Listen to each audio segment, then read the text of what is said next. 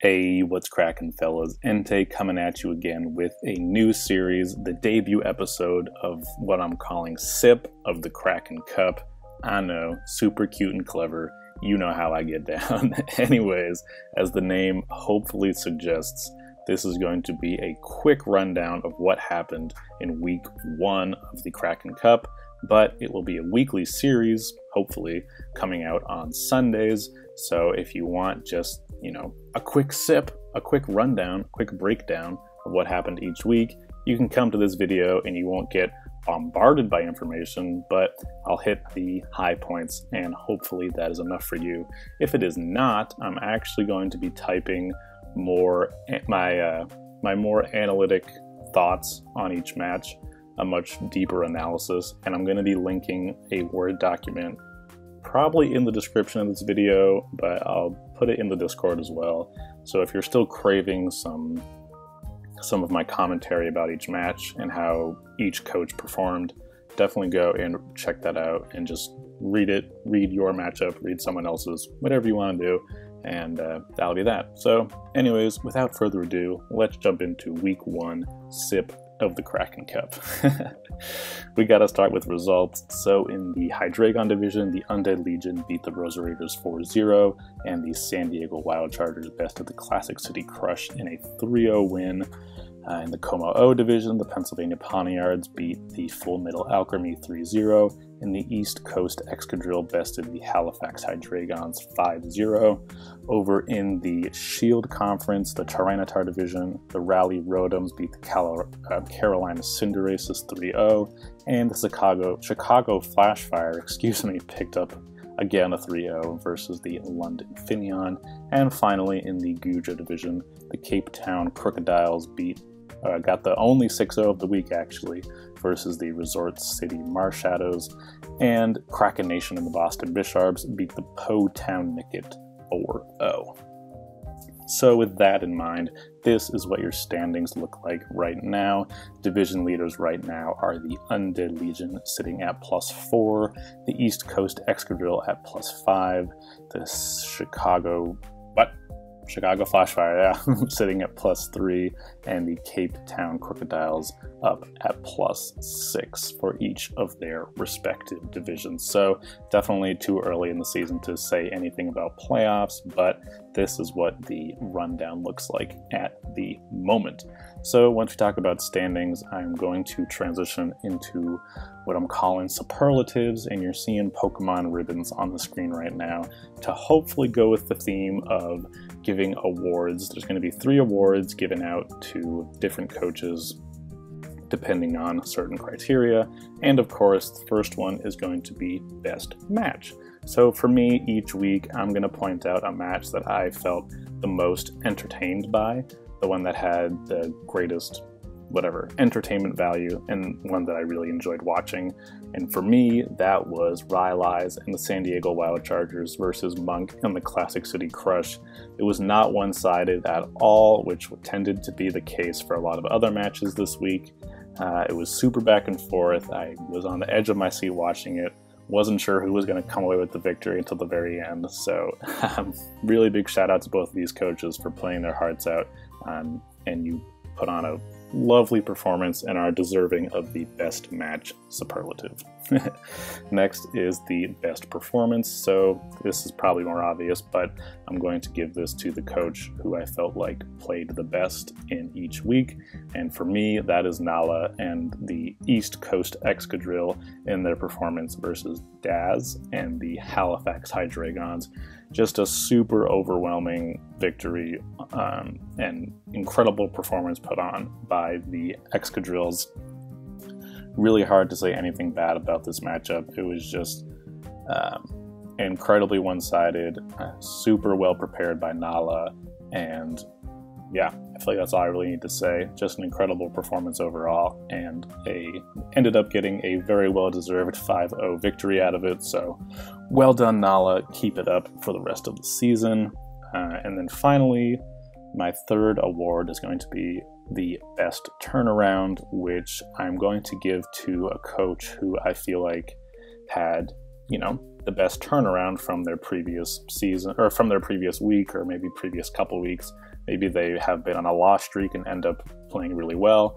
You might be deserving of the best turnaround. So since it's week 1, there are no previous weeks, but I'm still going to give this to Ionite and the Undead Legion in their performance versus Ethereal Rose and the Rosa Raiders, just because I gave the Undead Legion the absolute bottom seed, 16th seed in the power rankings, or I guess not seed, 16th rank in the power rankings, but they proved me wrong. They used 3 free agents and absolutely smacked the Rose Raiders around and handed them a huge L. So great turnaround there, Ionite.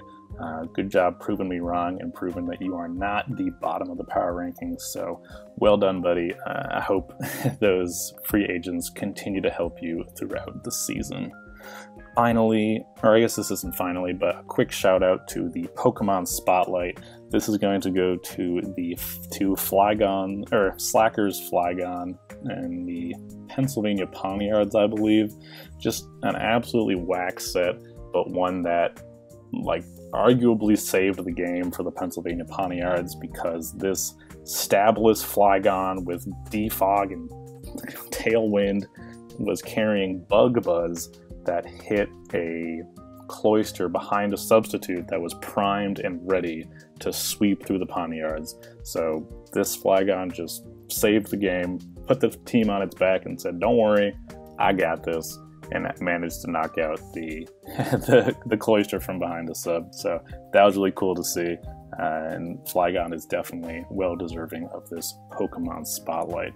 But finally, for real this time, we're going to jump into my week 2 predictions. I'm kind of torn about how much information I want to give during these, because I really don't want to involuntarily spoil a coach's preparation, but at the same time, I feel like I should justify my picks at least a little bit. So I'm going to say a sentence or two about each pick and just leave it at that. Starting with the Pennsylvania Poniards beating the Undead Legion. I just feel like Ionite's win last week was a hazard fluke more than anything, and I just don't feel like they can compete with Slacker's offensive pressure. Sort of in a similar vein, even though the Full Metal Alchemy did a really good job addressing their ground weakness with some free agents, it just seems like the Rose Raiders have the better offensive pressure, and that the Full Metal Alchemy will not be able to compete with that. My next one is maybe a bit of an upset, but I think the Halifax Hydreigons have what it takes. Have the Halifax Hydreigons have what it takes to go against the San Diego Wild Chargers. I really don't think Rylai's is at the top of his game right now, as shown by his kind of questionable Week 1 win. But more importantly, I just feel like Daz and his draft are really strong and really capable, and they should be able to beat Rylai's, I hope. I'm giving it to the East Coast Excadrill just because they played incredibly well last week, and I think that will carry on into this week versus the Classic City Crush. I'm going to give it to the Resort City Marshadow versus the Carolina Cinderaces.